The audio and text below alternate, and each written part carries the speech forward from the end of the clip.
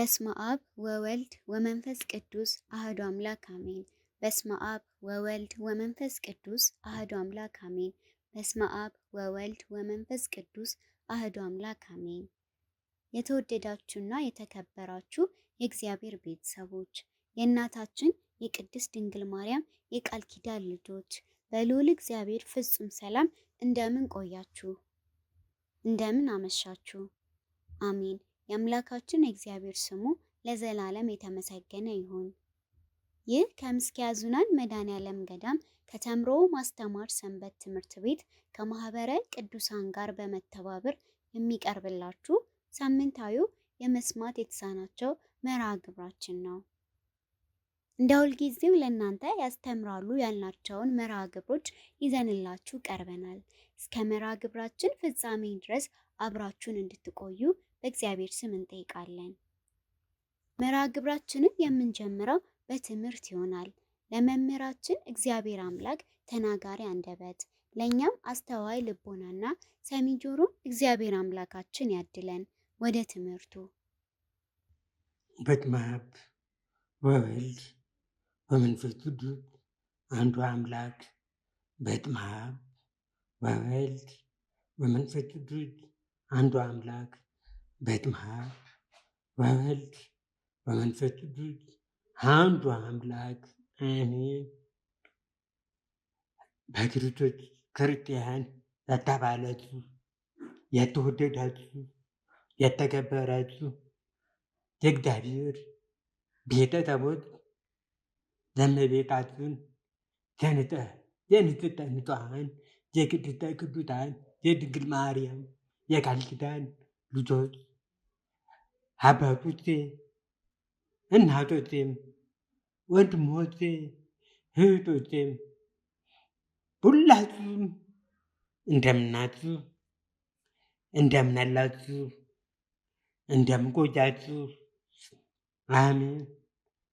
ልዑል እግዚአብሔር እንደ ኃጢአታችን ብዛት እንደ ሰውነታችን ክፋት ሳይመለከት ለዚች ቀን ለዚች ሰዓት ያደረሰን የአባቶቻችን አምላክ የሰራዊት ጌታ የእኛም አምላክ ስሙ በሰማዩ በመላእክቱ በእኛ በልጆቹ በፍጥረታት ሁሉ አንደበት ለዘላለሙ የተመሰገነ አሜን።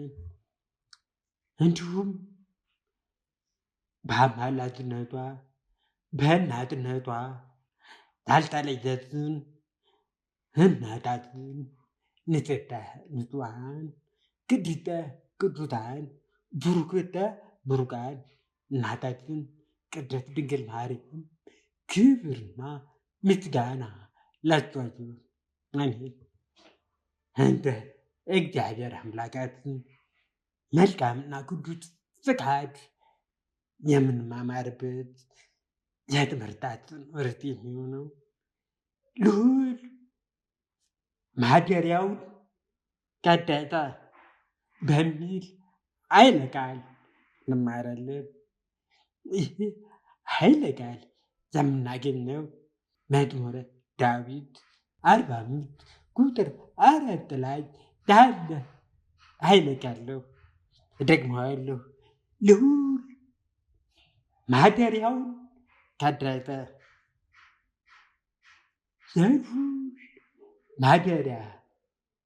የልዑል ማደሪያ የተባሉ ማን ነው የሚለውን በዝርዝር የምናይ ይሆናል። እንደሚታወቀው በዛሬው ቀን አምላካችን መድኃኒታችን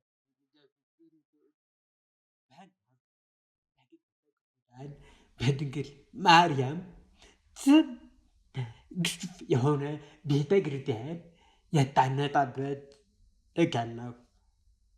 ለዚህ ቀን ያደረሰን የአባቶቻችን አምላክ የእኛም አምላክ እንኳን ያደረሳችሁ። አሜን። ያውም እመቤታችን ቅድስት ድንግል ማርያም በአራት ዓመት ሐዋርያት ወደ አገረ ስብከታቸው በተሰማሩ ወይም በሄዱ ጊዜ የተለያዩ ሀገራት ደርሷቸው ስብከተ ወንጌል ቃለ እግዚአብሔር በሚያስተምሩበት ወቅት በአሁኑ ዓመት ልብብትዩት የሚባል ከተማ ደርሷቸው በሚያስተምሩበት ጊዜ ክብርና ምስጋና ይግባውና በጌታችን በኢየሱስ ክርስቶስ አሕዛብን እያስተማሩ ቃል እግዚአብሔር በሚገባ እያስተማሩ በነበረበት ወቅት ትንቢቶች ከተማ የሚኖሩ ሕዝቦች ወደ ጌታችን መድኃኒታችን ኢየሱስ ክርስቶስን በማመን ተመለሱ። ምክንያቱም ቅዱስ ጳውሎስና ቅዱስ በርናባስ በማስተማራቸው ቃል እግዚአብሔር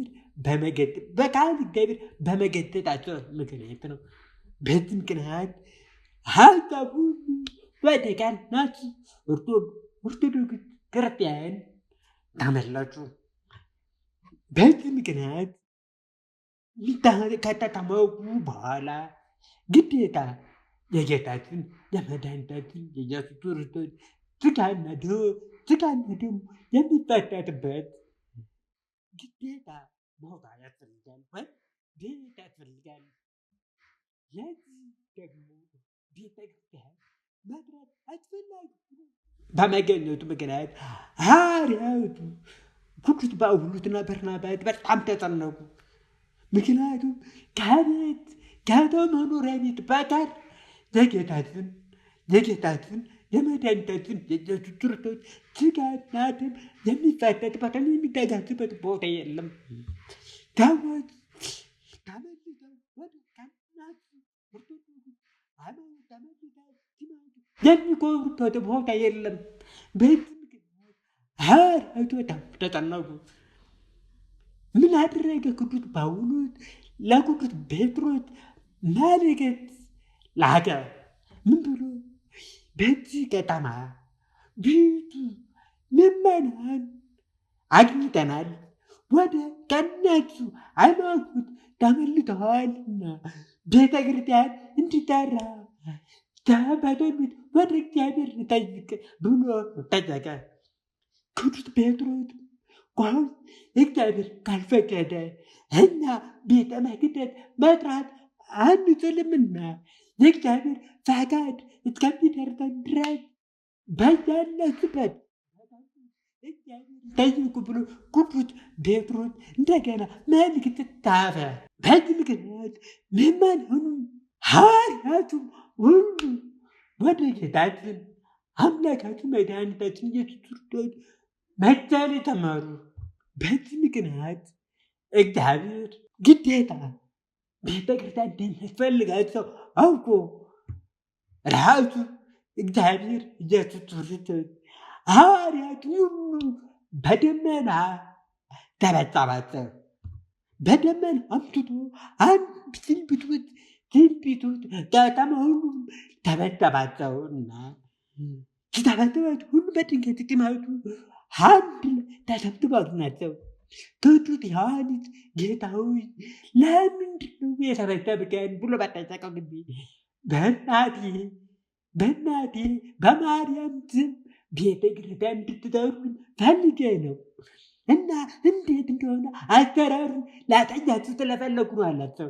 ስለዚህ ቤተ ክርስቲያን መጥራት ያስተማረ ማን ነው? አምላካችን ኢየሱስ ክርስቶስ ነው።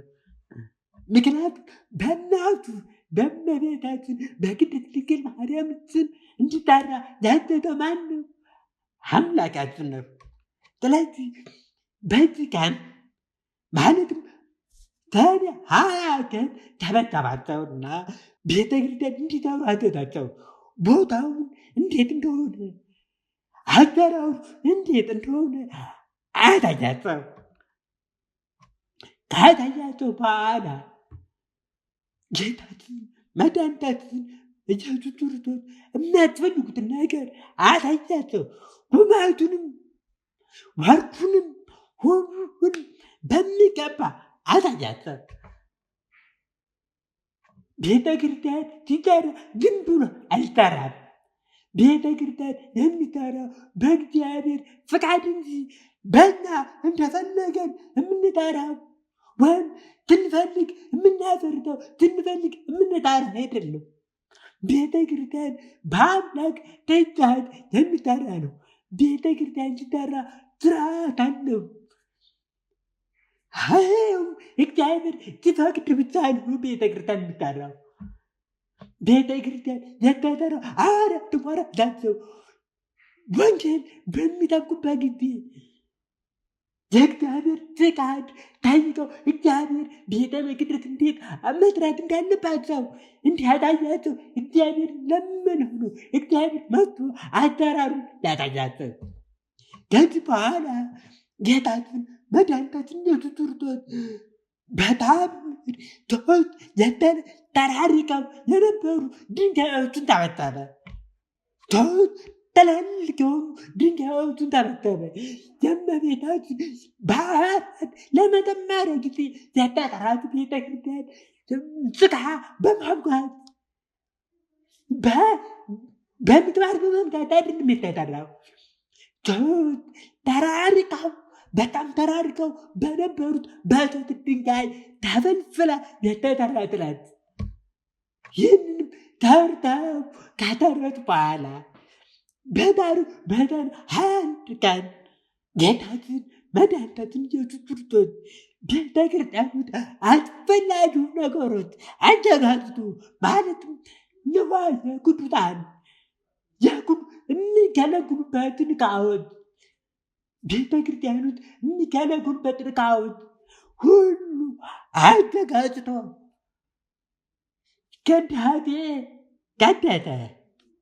ራሱ ዋና ቀዳስ ጴጥሮስ ደግሞ ረዳት ካህን፣ ሶስተኛው ደግሞ ሊቀ ዲያቆናት ደግሞ ቅዱስ እስጢፋኖስን አድርጎ ራሱ ዋና ካህን ጌታችን ዋና ካህን፣ ቅዱስ ጴጥሮስ ረዳት ካህን፣ ሶስተኛው ደግሞ ሊቀ ዲያቆናት ቅዱስ እስጢፋኖስን አድርጎ ቀደሰ። እናቱን ቅድስት ድንግል ማርያም ደግሞ መንበር አድርጎ ቀደሰ። አሁን ወደ ቤተ መቅደስ ስንገባ ፊት ለፊት መንበሩ ላይ ተቀምጠው የምናየው የእመቤታችን ቅድስት ድንግል ማርያም የለም። ይህንን ያገጠው አምላካችን ነው። እመቤታችን መንበር ላይ አትቀምጦ ራሱ ዋና ካህኑ ቅዱስ ጴጥሮስን ረዳት ካህን አድርጎ ሊቀ ዲያቆናት እስጢፋኖስ ደግሞ ዋና ዲያቆን አድርጎ ቀድሶ ይህን ስርዓት ያስተማረ አምላካችን ኢየሱስ ክርስቶስ ነው። በዚህ ምክንያት ሐዋርያቱን ተቀድሶ ካቆረበ በኋላ ጴጥሮስ ደግሞ ፓትርያርክ አድርጎ ሾመው። ቅዱስ ጴጥሮስ ሊቀ ጳጳሳት ወይም ፓትርያርክ አድርጎ በሾመው ጊዜ የሰማይ መላእክትና የምድር ሰዎች ሁሉ ይገባሃል እያሉ እግዚአብሔር አመሰገኑ። ምክንያቱም እግዚአብሔር ኢየሱስ ክርስቶስ በሄደ ጊዜ የሚመራቸው አዳታ የሚያሳያቸው አባት ስለሚያስፈልግ ነው።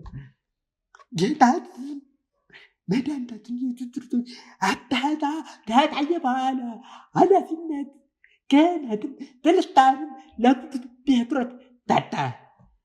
ቅዱስ ጴጥሮስ ስልጣን ሰጥቶ ራሱ አረገ።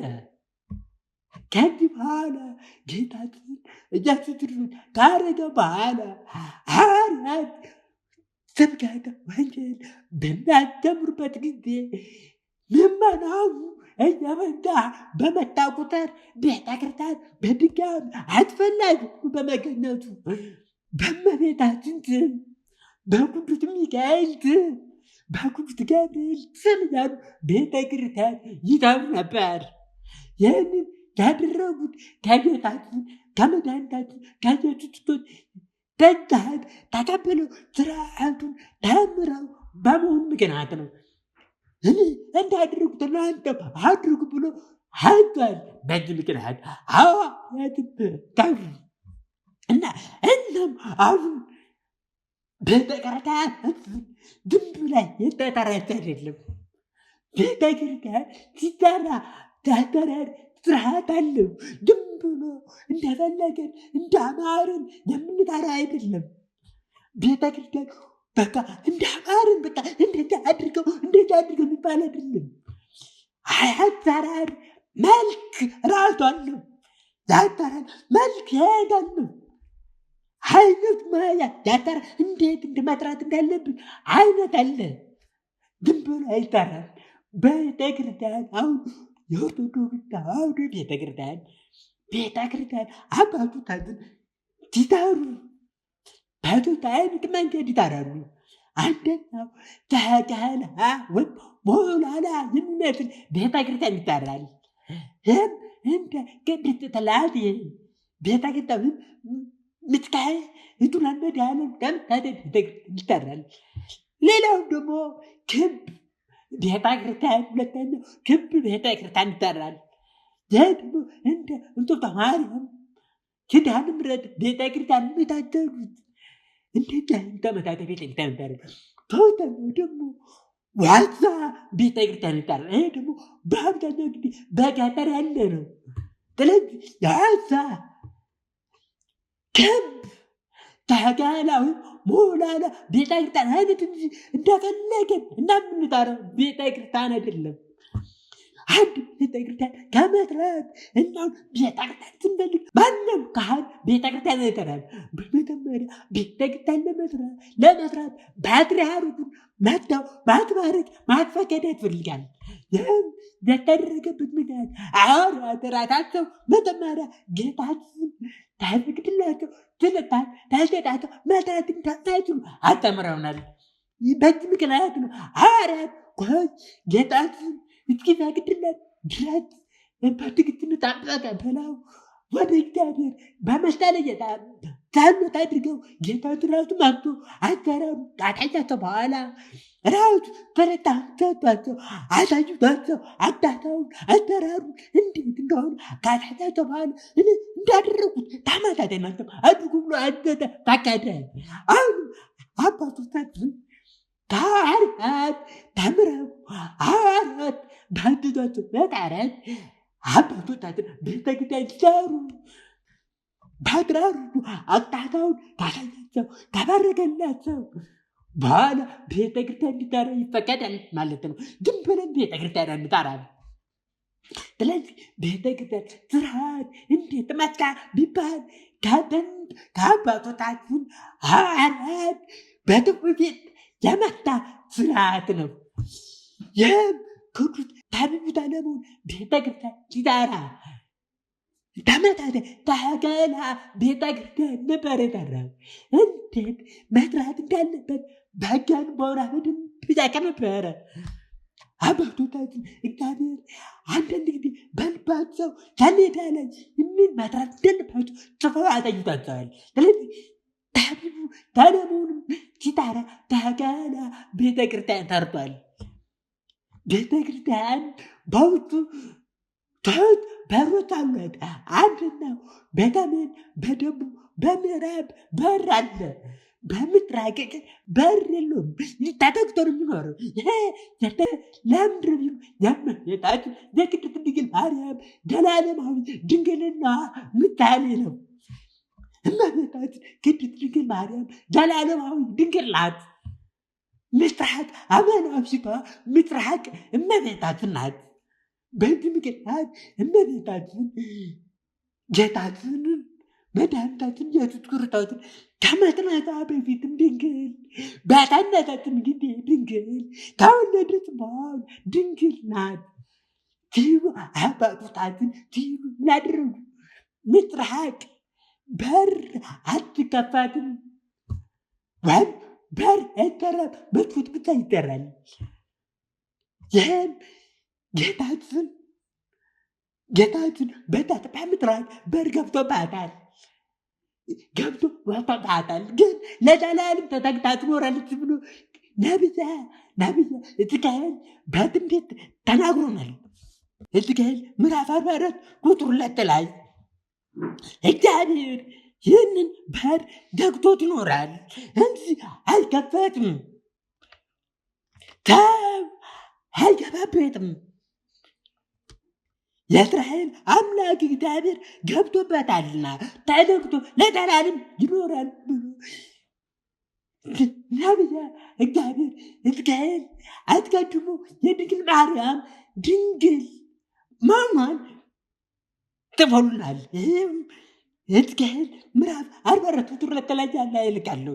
ማን እግዚአብሔር የገባባት በማዕፀኗ ያ የተሸከመችው እግዚአብሔር ኢየሱስ ክርስቶስ ከወለደች በኋላ ማንም ያልገባባት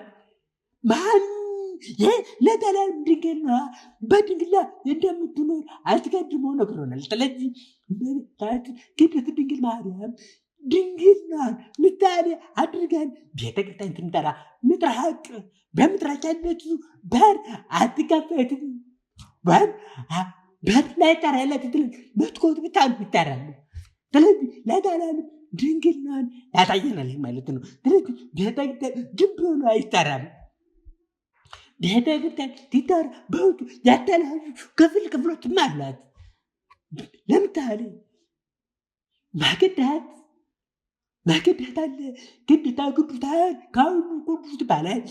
ያሉበት ታቦት የሚቀመጥበት ማክዳት የመጀመሪያው ክፍል ማለት ነው። ሁለተኛ ደግሞ መሀል ያለው ደግሞ ቅድስት ትባላለች። ይህ ደግሞ ካህናት የሚቆሙበት ወይም ስጋና ደሙ የሚያቆርቡበት ቦታ፣ ስጋና ደሙ የሚያቆርቡበት ቦታ ይህ ይባላል ቅድስት ይባላል። ሶስተኛ ደግሞ ማህሌት ደግሞ አባቶቻችን ሊቃውንት ማህሌት የሚያከብሩበት ቦታ ማህሌት ሶስት ክፍሎች አሏት።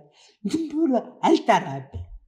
ስለዚህ እና ቤተ መቅደስ ቤተ ክርስቲያን እንዴት መጥራት እንዳለብን ያስተማሩ ማነው? አባቶቻችን ናቸው ማለት ነው። ስለዚህ ጌታችን መድኃኒታችን ኢየሱስ ክርስቶስ በእናቱ ስም ቤተ ክርስቲያን እንድንጠራ አዞናል። አሁን ኢትዮጵያ ኦርቶዶክስ ተዋሕዶ ቤተ ክርስቲያን በእመቤታችን ስም ብዙ አብያተ ቤተ ክርስቲያን አለ። በእመቤታችን ስም ብዙ ከዚህ በላይ የሚቆጠሩ ቤተ ክርስቲያን ተሉ። ለምን ምዕመናኑ በመጣ ቁጥር በመጣ ጊዜ እመቤታችን ቅድስት ድንግል ማርያም ቤተ ክርስቲያን ሰርቶ እመቤታችን ስናመሰግን ከእመቤታችን የእመቤታችን ፈጣሪ እግዚአብሔር እንደምናመሰግን ቦታ ስለሚያስፈልገን ስጋና ደሙ የሚፈታትበት ቦታ ስለሚያስፈልገን ቤተ ክርስቲያን እንጠራለን። በእመቤታችን ስም ብንጠራ፣ በቅዱስ ሚካኤል ስም ብንጠራ ያዘዘው እግዚአብሔር ነው። በእመቤታችን ብንጠራ የሚመሰገን እግዚአብሔር ነው። በሚካኤል ስም ቤተ ክርስቲያን ብንጠራ የሚመሰገነው እግዚአብሔር ነው። አንዳንድ ቤተ ክርስቲያን ሊያውቋት ታወት ቤተ ክርስቲያን አዘናት ግን ቤተ ክርስቲያን መጽሐፍ ቅዱስ አታስተምርም። ቤተ ክርስቲያን ሁሉ ጊዜ ታሪክ ብቻ ነው የምታስተምሩ ይላሉ። ተሳስተዋል። ቤተ ክርስቲያን አሁን ቤተ ክርስቲያን ስናያት ሁለንተና ሲታይ ምን ያሳያል ቢባል ስንተምር ከጉልላቱ ስንተምር መስቀል አለ። ጌታችን ኢየሱስ ክርስቶስ ያስተካከለውን ክርስቶስን እንደምንጠብቅ አጉልቶ ያሳየናል። ከዚህ በላይ ምን መጽሐፍ ቅዱስ ካልማስተማር ያስፈልጋል? ጉልላቱ ራሱ መጽሐፍ ቅዱሳዊ ነው። ቤተ ክርስቲያን ውስጥም ስንገባ ታቦቷን ሀልፋውም ተብሎ ተጽፎባታል። ጉልበት ሁሉ ለኢየሱስ ክርስቶስ ይሰግዳሉ ተብሎ ተጽፎባታል። በከዚህ በላይ መጽሐፍ ቅዱስ ካልከጥምታ ከዚህ በላይ መጽሐፍ ቅዱስ ማስተማር እንዴት ይቻላል? ቅዱስ ያሬድ ማህሌታዊ ኢትዮጵያዊ ቅዱስ ያሬድ ምንድን ነው ያለው? ቤተ ክርስቲያን አየኋት፣ አወኳትም፣ ወደድኳትም ነው ያለው። አብዛኞቹ እና ቤተ ክርስቲያን አይተናታል ነው ግን አላወኳትም። አንዳንዶቹ አይታም ቤተ ክርስቲያን ውስጡ ገናን አስተምሯል። አባቶቿን ታሪኳን ታያውቁ ዝም ብለው መመደብ የሚፈልጉ ሰዎች አሉ። ተሳስተዋል። ቅዱስ ያሬድ ግን አየኋት አለ። ከንቱን ምን አለ? አወኳት፣ ከዛች ወደድኳት። በቶት ስመያት አንደና አየት እና መጀመሪያ ማየት ብቻ አይደለም ገብተን ማወቅ አለብን። ታሪኳን ማወቅ አባቶቿ ለመነሰ ማወቅ አስተምሯን ማወቅ ታሪኳን ማወቅ ያስፈልጋል። ያንን ካወቅን በኋላ እንወዳታለን። ቅዱስ ያሬድን መጀመሪያ በማየት ብቻ አንመደናትም። አይቷት ብቻ ዝም ብሏት አላለፈም። ከዚያት በኋላ ገብቶ ምን ተማረ? ከዛ ምን ያደረገ ቁጭ ብሎ መረመራት፣ አጠናት። ከዛት አወቃት፣ ከዛት ወደዳት። ለምን? አምላካዊ ታሪክ አላት። አምላክ ያስተማሩ ታሪክ ሙሉ አምላክ ፍርሃት ያቀጠለበት ሙሉ በሙሉ ታሪክ የሚገኘው ቤተክርስቲያን ውስጥ ነው። በዚህ ምክንያቱ ቅዱስ ያሬድ በማየት ብቻ ልንገምታት ወይም ልንመዝናት እንደማንጠራት ምን አለ? ማየት ብቻ ልታየው ማወቅ ያስፈልጋል። ካወቅናት በኋላ እንወዳታለን። ስለዚህ ማንኛውም ሰው ቤተክርስቲያን በማየት ብቻ ሊመዝናት ወይም ሊገምቶ ስሜታት አይችልም። መጀመሪያ ከዚያት ገብቶ ተምሮ ማወቅ ይጠበቅበታል። ካወቃት በኋላ የውዳት ይመጣል። ቤተክርስቲያን በደንብ ኢየሱስ ክርስቶስን ትጠብቀዋለች። በእውነት እንደና ኦርቶዶክስ ተዋሕዶ ቤተክርስቲያን ክርስቶስን ተመሳሳይ የሚሰብክ የለም። አሁን ቤተክርስቲያን ኢየሱስ ክርስቶስ በአንተት መያዙን አትምትለ ምን አድርግት ይዛት ብላ ዜማ አውጥታለት ከቢላጦስ ወደ ሄሮድስ መመላለሱን አስባ ምን አድርጋለት ዜማ አውጥታለት ይዛት በማለት ዜማ አውጥታለታለች። በቅናት መጋደቱን ምን አድርግ ቅናት ብላ ዜማ አውጥታለታለች። ሌላው ደግሞ በፈቃዱ ራሱ ቆርጦ መከራ መቀበሉ ኩረተ ብላ ዜማ አውጥታለታለች። ግርፋቱን የደረሰበት መከራ አይታ ምን አድን ብላለች? ስራት ብላ ዜማ አድርታለታለች። ደሙን መንተፋተፍ መፍተት ርገ ብላ ዜማ ያወጣች እግዚአብሔር የምታመጠች እንደ ቤተ ክርስቲያናችን ማን አለ? ማንም። በእውነት ዝም ብለው አይተዋት ብቻ ውስጡ ገብተው ተማሯት ታይዋት ቤተክርስቲያን መመንተን መግመት አይችሉም። እንደ ቤተክርስቲያን ኢየሱስ ክርስቶስን የምታስተምር በዓለማችን ምን የለም። ከበሮን ብታዩ ተፈሩ ላይ የተጠመጠመ ለምንድን ይመስላል? የጌታችን የኢየሱስ ክርስቶስ መመታቱን ተንበር ምታለ በማድረግ ነው ቤተክርስቲያንን የምትዳራው። ቤተክርስቲያን ዝም ብላ ቤተክርስቲያን የተሰራት አይደለችም። በአምላካችን ትእዛዝ አምላካችን የፈቀደላት አምላካችን አይተናል። አያት አዳረም በታይቱ ከአያት ብድብት እስካሁን አባቶቻችን እናም ታታውናለ። ስለዚህ ቤተክርስቲያናችን መተመር በማለት ብቻ ገብተን ማወቅ መማር ያስፈልጋል። ከዛ እንወዳታለን። እናም ቤተክርስቲያናት መተመር አይተናት ብቻ አይደለም ውስጥ ገብተን ታምረን ስለወደዳት ነው ስለ ቤተክርስቲያናት እናስተምረው። ለምንወዳታለን። ትክክለኛ እውነተኛ እውነት የጌታችን የኢየሱስ ክርስቶስን አስተምሮ የሄደት እውነተኛ ቤተክርስቲያን ናት። ስለዚህ ፈጣሪ እለት ደግሞ እመቤታችን ቅድስት ድንግል ማርያም ቤተክርስቲያን የተጠራበት እናስባለን። ማደሪያውን የተቀደሰበት ቀን መጀመሪያ አምላካችን መድኃኒታችን ኢየሱስ ክርስቶስ ማደሪያው እንድትሆን እመቤታችን ሃይማኖታዊ ቤተክርስቲያን የተባሉት እመቤታችን ዓለም ከመፈጠሩ አስቀድሞ ቀድሶ መርጧታል። በኋላ ደግሞ በጥሙዓ ተሰብስበው ቃል እግዚአብሔር እንዲማሩበት ተሎት እንዲያቀርቡበት ሥጋና ደም እንዲፈተትበት በጥሙዓ ቤተክርስቲያን እንዲጠራ አተዳግን እመቤታችን የቀደሳት መጠን ዓለም ከመፈጠሩ በፊት ነው። አማናዊ የእግዚአብሔር ማደሪያ ማናት? እመቤታችን ናት። እመቤታችን ለእኛ የድኅነታችን ምክንያት የድኅነታችን እውነተኛ መንገድ የእውነት እናታችን ንጽሕተ ንጹሐን ቅድስት ድንግል ማርያም ናት። እመቤታችን ቅድስት ድንግል ማርያም እንወዳታለን፣ እናመሰግናታለን። ለምን? በአባቱ ፋንታ እና ልጆች ተወልደላታል።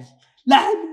እናመሰግናታለን። እሷ እመቤታችን ተወልድ ሁሉ ልጆች ይሉናል አለችው። አባቶቻችን ስለ እመቤታችን አስተምረውናል።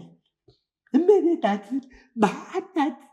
የኛ የድኅነታችን መንገድ የድኅነታችን ምክንያት ስለሆኑት አባቶቻችን አጉልተው በደንብ አስተምረውናል። በእነሱ ፋንታ እኛም እመቤታችን እናመሰግናታለን። አባቶቻችን ሊቃውንት ድንግል ማርያምን አመስግነው አልጠግቡም። እናም ብናመሰግናት በደካማ አንደበት ቢሆኑ እንኳን ብናመሰግናት አንተለትም፣ እናመሰግናታለን። ለምን? የአምላካችን እናት ለእኛ የድኅነታችን መንገድ የድኅነታችን ምክንያት ስለሆነች እመቤታችን ስናመሰግን አናፍርም። ለምን? ሃይማኖታዊ የሆነች ቤተክርስቲያናት እሷ ናት። ሃይማኖታዊ የክርስቶስ የኢየሱስ ማደሪያ ሃይማኖታዊ የጌታችን የኢየሱስ ክርስቶስ ማደሪያ ማናት ቢባል እናታችን ናት። እናታችን ቅድስት ድንግል ማርያም እግዚአብሔር ይክበር ይመስገን።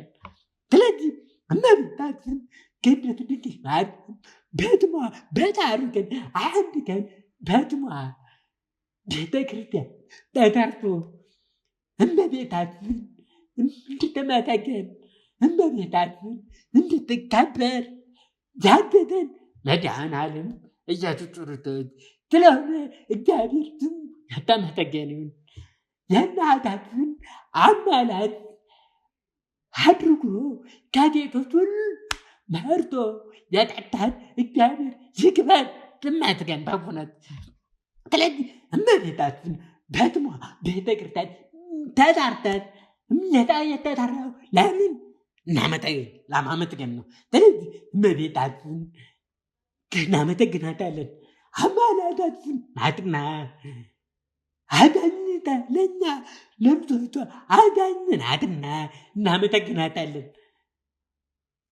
በሷ ምክንያት እኛ መንግሥተ ሰማያት እንድንገባ ተረዳናለችና እናመሰግናታለን። ሃይማኖታዊ የክርስቶስ ሥጋና ደሙን እንድናገኝ ያደረገች እሷ ናትና እናመሰግናታለን። ስለዚህ እመቤታችን ቅድስት ድንግል ማርያም ቤተ ክርስቲያኗ በትሟ በታሪክን ያታካደተበት ስለሆነ እኛም ቤተ ክርስቲያን ክብር ስርዓት በመጠበቅ አባቶቻችን ስርዓት ያስተማሩ መሰረት በስርዓት እየተጓዝን ቤተ መቅደስ ቤተ ክርስቲያን ቅዱስ ስለሆነች ቅድስት የሆኑ እያወቅን ቤተ ክርስቲያን ስንገባ ራሳችን ንጽሕና በመጠበቅ ራሳችን ደግሞ ለክርስቶስ ማደሪያ እንድንሆን የተመሰል መሆን ያስፈልጋል ማለት ነው። ምክንያቱም ቤተ ክርስቲያን ሲባል በመሰረቱ ሕንፃው ብቻ ሳይሆን ምዕመናን ራሱ ቤተ ክርስቲያን ነው። በመጽሐፍ ቅዱስ አንደኛ ቆሮንቶስ ምዕራፍ 13 ምዕራፍ 3 ቁጥር 16-17 ላይ ምን ይላል? የእግዚአብሔር ቤተ መቅደስ እንደሆናችሁ የእግዚአብሔር መንፈስ እንደሚያድርባችሁ አታውቁም? ማንም የእግዚአብሔር ቤተ መቅደስ ቢያፈርስ እግዚአብሔር እርሱን ያፈርሰዋል። የእግዚአብሔር ቤተ መቅደስ ቅዱስ ነውና ያውም እናንተ ናችሁ ብሎናል። ቤተ መቅደስ ሕንፃው ብቻ ሳይሆን ጉባኤ ቤተ መቅደስ ይባላል። እያንዳንዳችን ክርስቲያን ቤተ መቅደስ እንባላለን። ስለዚህ እኛ ቤተ መቅደስ ስለንባል ለእግዚአብሔር ማደሪያ እንመሳለን ወይስ ብለን ማሰብ ያስፈልጋል። ምክንያቱም እግዚአብሔር ማደር ንጹሕ ይፈልጋል። እግዚአብሔር በእያንዳንዳችን ማደር ስለሚፈልግ በጸጋው ሊያድርብን ስለሚፈልግ ንጹሕ እንድንሆን ይፈልጋል። ንጹሕ ካልሆንን ለእግዚአብሔር አይስማማውም። ስለዚህ እና ለእግዚአብሔር ማደሪያ እንመሳለን ወይስ ብሎ ማሰብ ያስፈልጋል። የምንመስ ከሆነ እግዚአብሔር ያድርብናል ማለት ነው። ማንመስ ከሆነ እግዚአብሔር በእኛን ያድርብን። እግዚአብሔር እንዲቀድሰን እና ማደሪያዎችን እንዲያድርብን ራሳችን ንጽሕናችንን ከእንደገና መጠበቅ ያስፈልጋል። እና ቅዱስ እንድንሆኑ እኮ እግዚአብሔር ፈቅዶልናል። ስለዚህ እያንዳንዳችን ሁላችንም ራሳችን ለእግዚአብሔር ማደሪያ መሆን እንድንችል ማመታተት ወይም ማዘጋጀት ያስፈልገናል ማለት ነው። ስለዚህ ዛሬ እግዚአብሔር ፈቅዶ አንድ እመቤታችን ቅድስት ድንግል ማርያም ባሏ እንዲህ በሚከበር ግን ያደረገ አምላካችን ስሙ የተመሰገነ ይሁን። ልዑል ማደሪያውን ቀደሰ በሚል ርዕስ ያስተማርን ለመከርን ለገሰጸን የአባቶቻችን አምላክ የእኛም አምላክ ስሙ ለዘላለም የተመሰገነ ይሁን። ወስብሐት ለእግዚአብሔር አሜን። ለመምህራችን እግዚአብሔር አምላክ ቃለ ሕይወትን ያሰማልን፣ ቃለ ሕይወትን ያሰማልን፣ ቃለ ሕይወትን ያሰማልን። አሜን። ከዚህ በመቀጠል መዘምራኑ አንድ መዝሙር ያቀርቡልናል። አብረን እንዘምር።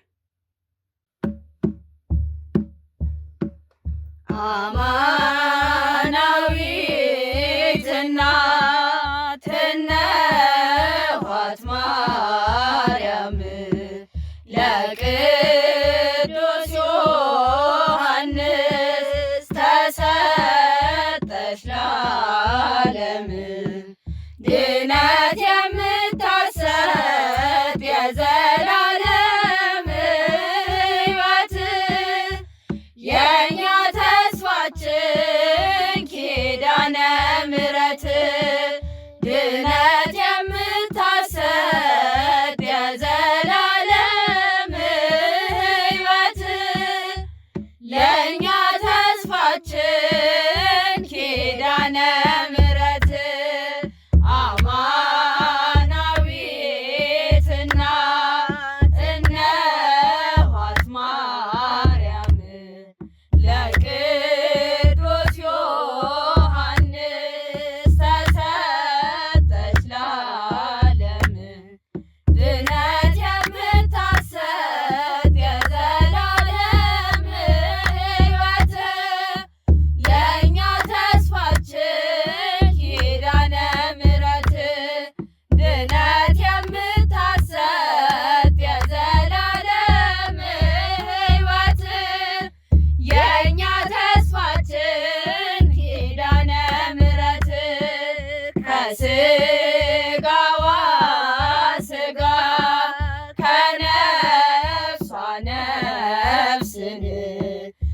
ተዋሃደ አምላክ እኛኑ ሊያድን አልተለየችም በማዳኑ ሥራ እናታችን ጽዮን ማርያም መጠጊያ አለችን። አልተለየችም በማዳኑ ሥራ እናታችን ጽዮን ማርያም መጠጊያ አለችን። አማናዊት እናት እነኋት ማርያም ለቅዱስ ዮሐንስ ተሰጠች ለዓለም ድነት የምታሰጥ የዘላለም ሕይወት የእኛ ተስፋችን ኪዳነ ምሕረት ድነት የምታሰጥ የዘላለም ሕይወት የእኛ ተስፋችን ኪዳነ ምሕረት ወልዳ ያሳደገች አዝላ የተሰደደች የጌታችን እናት ድንግል ተንከራታለች ከዕፀ መስቀሉ ከዙፋኑ በቀኝ ቆማለች። ትላንት ዛሬም ነገም ማርልኝ እያለች ከዕፀ መስቀሉ ከዙፋኑ በቀኝ ቆማለች።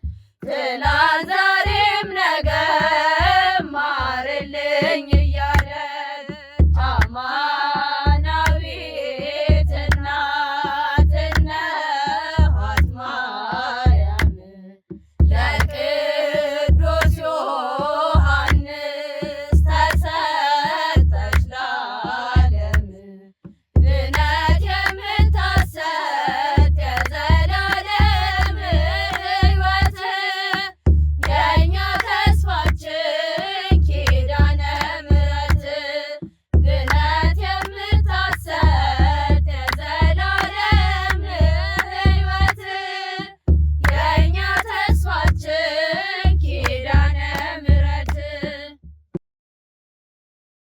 ለመዘምራኑ እግዚአብሔር አምላክ ዝማሬ መላእክትን ያሰማልን፣ ዝማሬ መላእክትን ያሰማልን፣ ዝማሬ መላእክትን ያሰማልን። አሜን። እንኳን ለእመቤታችን ለቅድስት ድንግል ማርያም የቃል ኪዳን ቀንና ለሕንጸተ ቤተ ክርስቲያን በሰላም አደረሳችሁ አደረሰን። ለስም አጠራሩ ጌትነት ይሁንና ጌታችን መድኃኒታችን ኢየሱስ ክርስቶስ ወደ ሐዋርያት ወረደ። ፊልጵስዩስ በምትባል ሀገር በጴጥሮስ እጅ የመጀመሪያዋን ቤተ ክርስቲያን አነጸ ብለን ነበር። በዚህች ዕለት ደግሞ አእላፍ መላእክትን፣ ሰማያውያን ቅዱሳንን እና እናቱ ቅድስት ድንግል ማርያምን ይዟት ወረደ። ሐዋርያቱ አብዛኞቹ እዛው ሲጸልዩ አድረው ነበርና ጌታችን ከቅዳሴው በፊት ሁለት ነገሮችን አደረገ። አስቀድሞ ቤተ ክርስቲያኗን በድንግል እናቱ ስም አክብሮ ስርዓተ ቤተ ክርስቲያንን አሳየ። ቀጥሎ ደግሞ ሊቀ ሐዋርያት ቅዱስ ጴጥሮስን ከመካከል አቁሞ ሊቀ ጳጳስ አድርጎ ሾመ። ጌታችን ይህን ካከናወነ በኋላ ይቀድስ ዘንድ ጀመረ። አማናዊት ማህደሩን ድንግል ማርያምን መንበር አድርጎ፣ ቅዱስ ጴጥሮስ እንደ ተራዳኢ ካህን ቆሞ፣ ቅዱስ እስጢፋኖስ ሰራይ ዲያቆን ሆኖ፣ ሐዋርያት ድንግልን ከበው፣ መላእክት ብርሃን በክብራቸው ቆመው ጌታችን ቀድሶ ቅዱስ ሥጋውንና ክቡር ደሙን ለወዳጆቹ አቀበለ። በዚህች ዕለት በፍጡር አንደበት ተከናውኖ ሊነገር የማይችል ደስታ ተደረገ። ከቅዳሴ በኋላ ጌታችን ሐዋርያትን አዘዛቸው። ከዚህ ቀን ጀምሮ በመላው ዓለም በእናቴ በማርያም ስም አብያተ ክርስቲያናትን እነጹ፣ ይችን ዕለት የሚያከብራትን አከብረዋለሁ ብሏቸው ከድንግል እናቱ ጋር ከመላእክቱ ጋር አረገ። ሁለተኛው ደግሞ የእናታችን ማርያም የቃል ኪዳን ቀን ነው።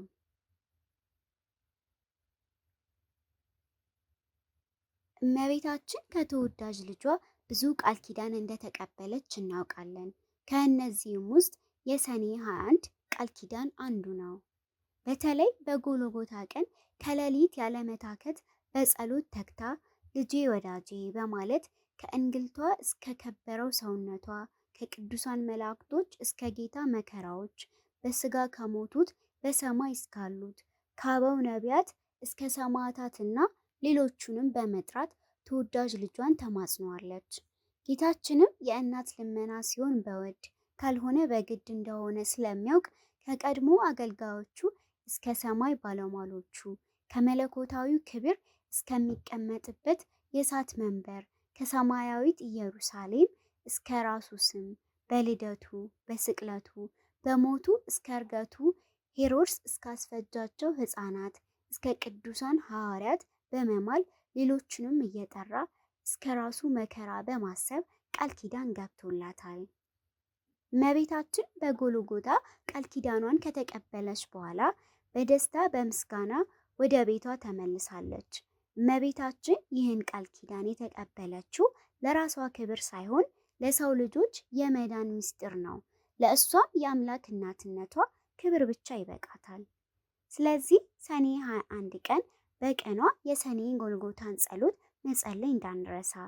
የእናታችን ቅድስት ድንግል ማርያም ምልጃና ጸሎት የከበረው ቃል ኪዳኗ ከክፉ መከራ ሁሉ ይጠብቀን። የቅዱሳን አባቶቻችን ሐዋርያት በረከታቸው አይለየን፣ አሜን። ከዚህ በመቀጠል መዘምራኑ ሁለተኛውን መዝሙር ያቀርቡልናል። አብረን እንዘምር። ወንጌል ነጋሪዎች ቀሳውስት በሙሉ ቀሳውስት በሙሉ ከአምላክ ማፈግፈጉን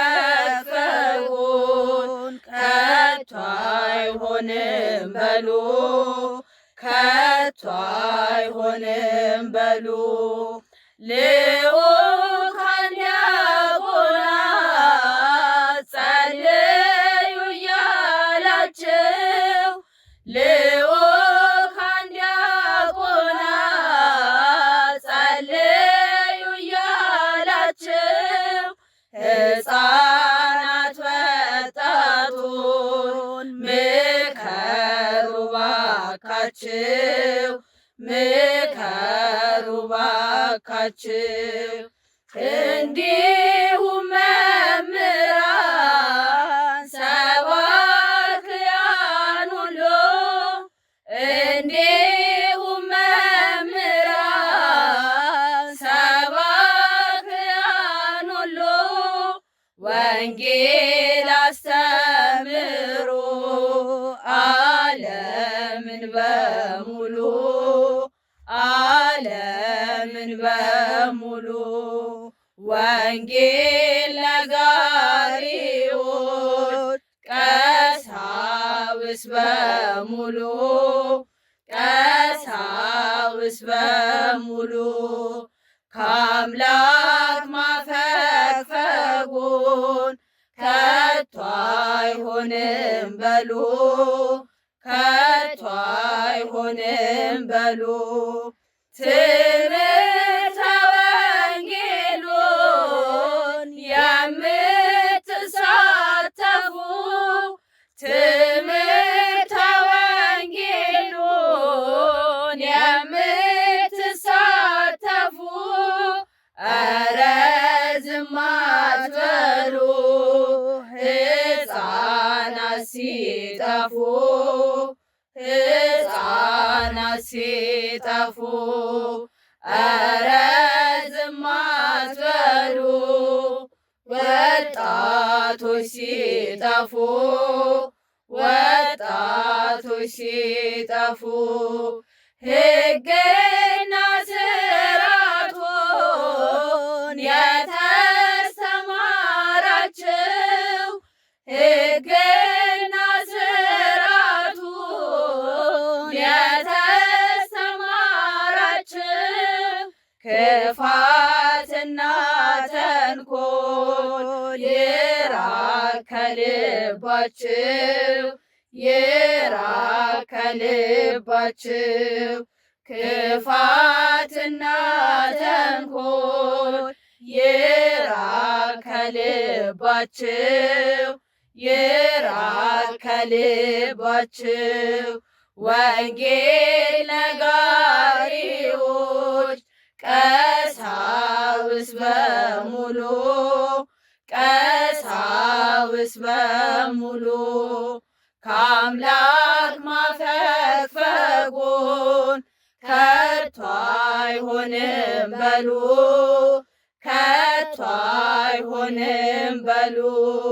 የወንጌል ማደሪያ ሆኖ ልቦናችሁ የወንጌል ማደሪያ ሆኖ ልቦናችሁ ለሰላም ለፍቅር ይሁን ጸሎታችሁ ይሁን ጸሎታችሁ ለሰላም ለፍቅር ይሁን ጸሎታችሁ ይሁን ጸሎታችሁ የአዳም ዘር በሙሉ ያገኛችሁ ጥምቀት የአዳም ዘር በሙሉ ያገኛችሁ ጥምቀት ተዋርዶ እምነትን እንዳትለውጧት እንዳትለውጧት ተዋርዶ እምነትን እንዳትለውጧት እንዳትለውጧት ወንጌል ነጋሪዎች ቀሳውስት በሙሉ ቀሳውስት በሙሉ ከአምላክ ማፈግፈጉን ከቶ አይሆንም በሉ ከቶ አይሆንም በሉ። ለመዘምራኑ እግዚአብሔር አምላክ ዝማሬ መላእክትን ያሰማልን፣ ዝማሬ መላእክትን ያሰማልን፣ ዝማሬ መላእክትን ያሰማልን። አሜን። ከዚህ በመቀጠል የመጨረሻው መርሃ ግብራችን የሚሆነው የምልክት ቋንቋ ትምህርት ይሆናል። እኛ ከወዲሁ እንሰናበታለን። እግዚአብሔር አምላክ የሳምንት ሰው ይበለን። አሜን። ዛሬ የምንማራቸው የኢትዮጵያ ምልክት ቋንቋ ርዕሱ ደግሞ ልዩ ልዩ መጠጦች ውሃ ውሃ ዛፍ ጮረ ውሃ ውሃ ቡና ቡና ወይም ቡና ቡና እንደዚህ ብቻ ለስራ ነው። ቡና ጭማቂ ጭማቂ ጭማቂ ማኪያቶ ማኪያቶ እዛ የተባለበት ምክንያት ግማሹ ጥቁር አብሮ ማኪያቶ ወተት ወተት ወተት ለስላሳ ለመጠጥ ለስላሳ አምቦሃ አምቦሃ አልኮል አልኮል ለመጠጥ አረቄ አረቄ አረቄ ድራፍት ድራፍት ድራፍት ጠጅ ጠጅ ጠጅ ጠጅ ወይን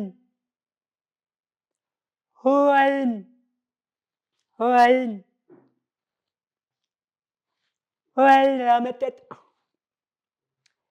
ጠላ ጠላ ጠላ ቢራ